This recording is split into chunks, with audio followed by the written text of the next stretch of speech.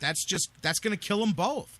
Whether you like Hoyer, whether you like Manziel, you're going to be watching Rex Grossman soon enough. Yeah, pretty much. Sexy Rex is going to get his shot. I'm telling, by default, man. Be the last man standing. What about this? Because you and I talked last week, and you, even being as harsh against the Browns as you are, were giving the defense some credit, like most people were. And this week was a big shock to the system of a lot of people that thought that this defense was going to be. And hey, again, missing 3 starters, I'll take 3 starters off of any defense, and they're not going to be as good as they would be. That's no doubt. But I expected a little bit more out of the ones we had out there.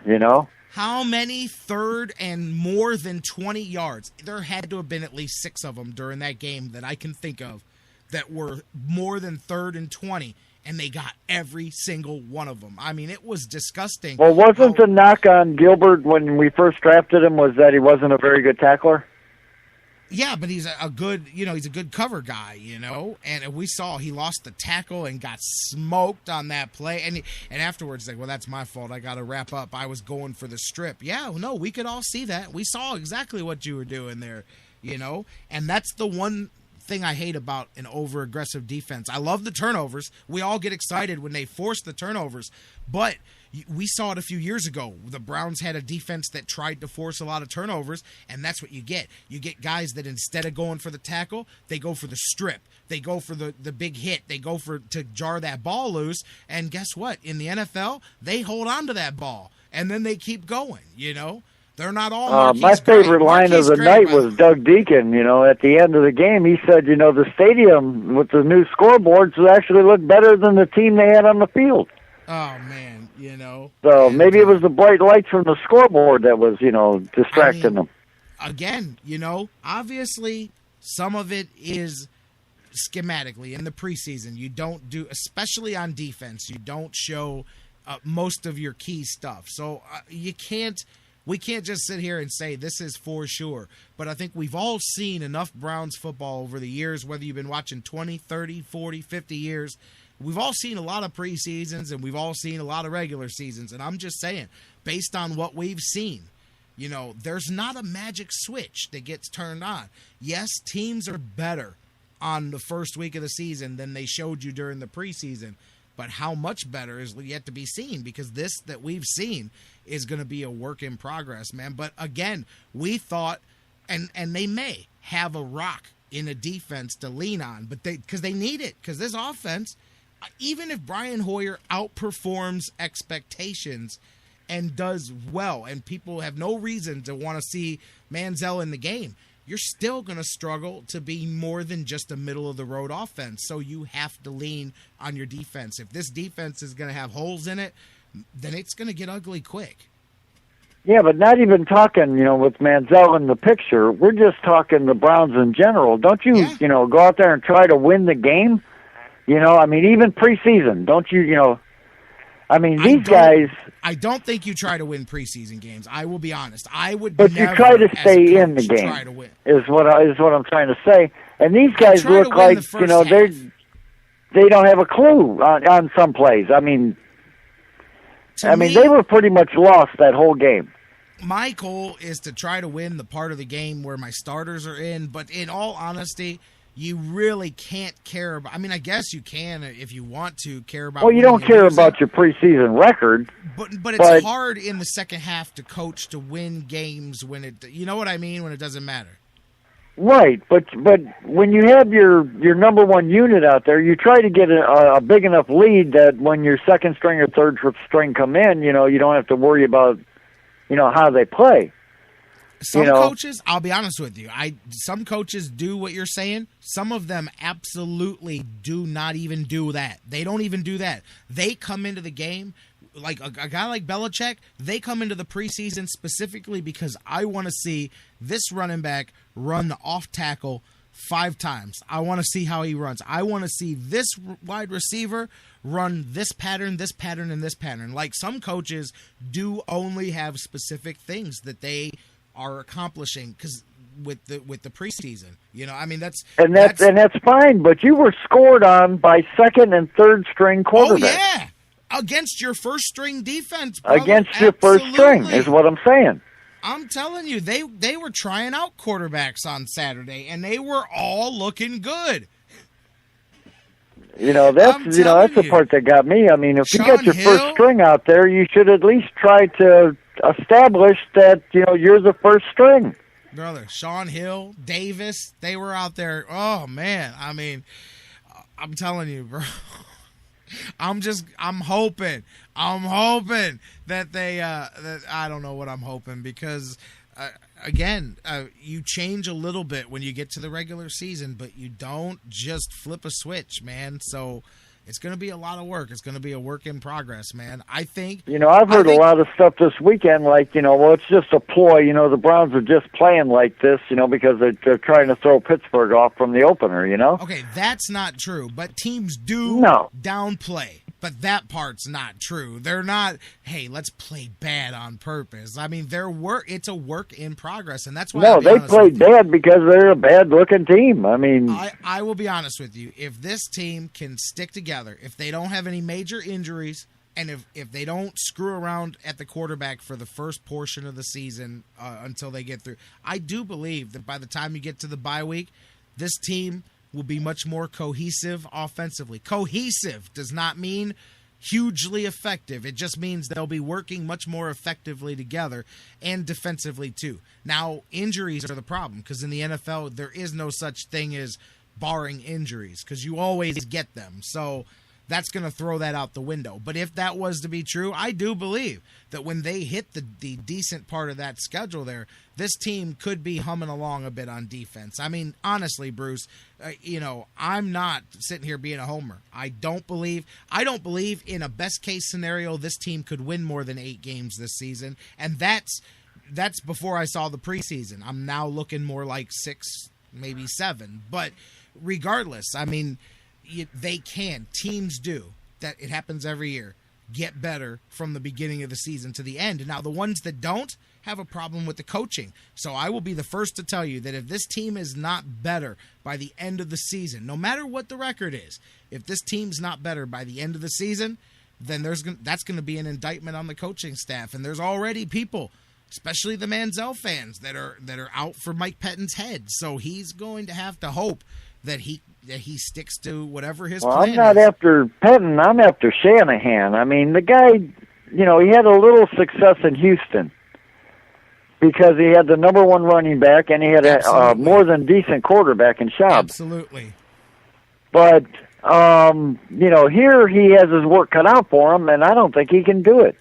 Yeah, I'm not a Shanahan fan at all. I mean, I made that clear when they hired him. That's not the direction that I would have went in. I like Norv Turner, man. I got to tell you, if they had the option, I know some people don't like him, but I did. I like Norv, and I would have had no problem with keeping him here. But regardless, he was gone. I still didn't like Shanahan. When I heard that, I'm like, man, that's just that's not it, man.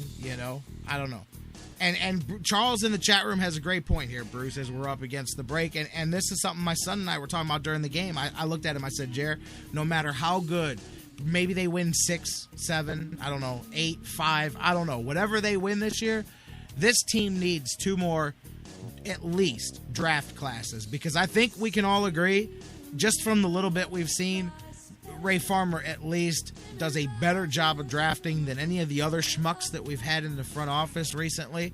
So I think if he drafts a couple more years, I mean, by default, this team is going to have a core of young talent coming in. I know nobody wants to hear that. Pretty much said that since '99. If you're not going to play for the playoffs, you might as well play for the draft picks.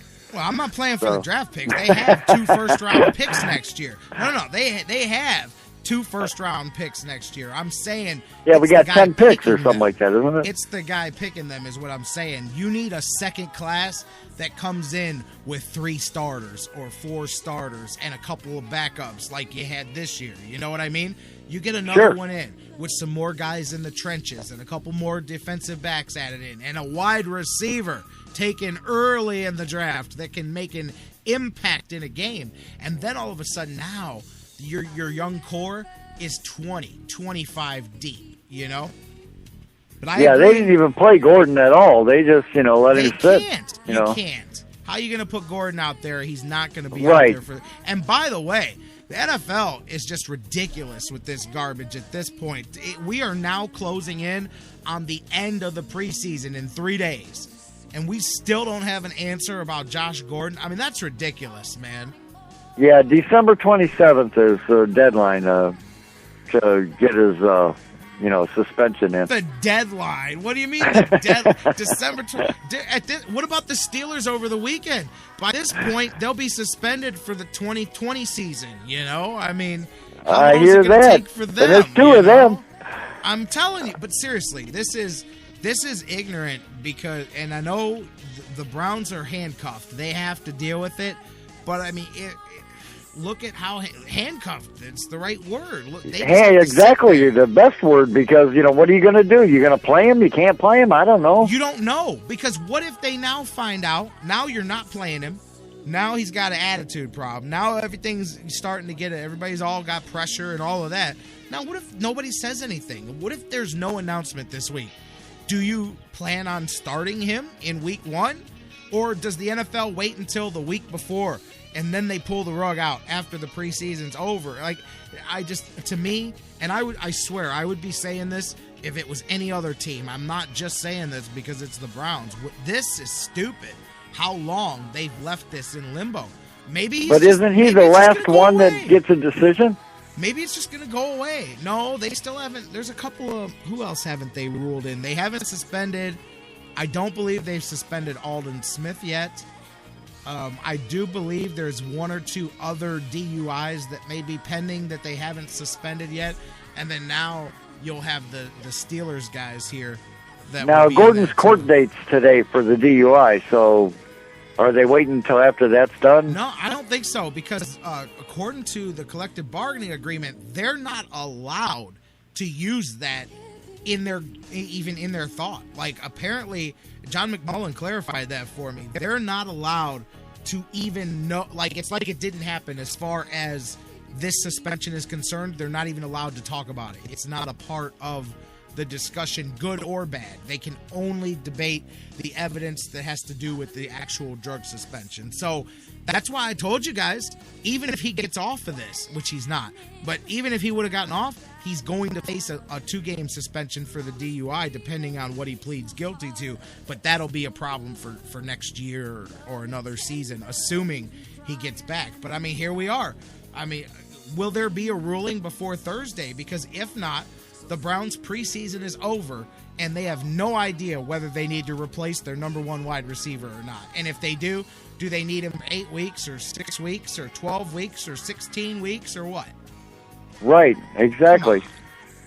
I mean, I know it's not the NFL's fault either. They didn't ask Josh Gordon to get caught in this situation. So at the end of the day, it's only Josh Gordon who's responsible for this. But at some point, the NFL can step in and go, come on, this is ridiculous with this thing here. Or at least tell the Browns, since this got delayed, we'll let him play for the first 2 weeks no matter what. And so if he does get suspended, you'll have 2 weeks to prepare for it or something, because you've now got them up against the start of their season. It just seems like it's a competitive disadvantage for the Browns as a franchise.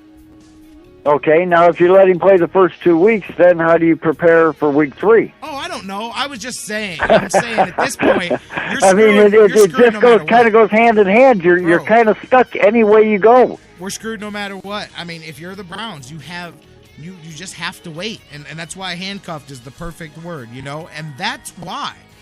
This right here is why people say, at the end of the day, you got to think about what you do in the future with Josh Gordon, only because you could end up right here again on accident, even on a simple misunderstanding that most people could get fixed.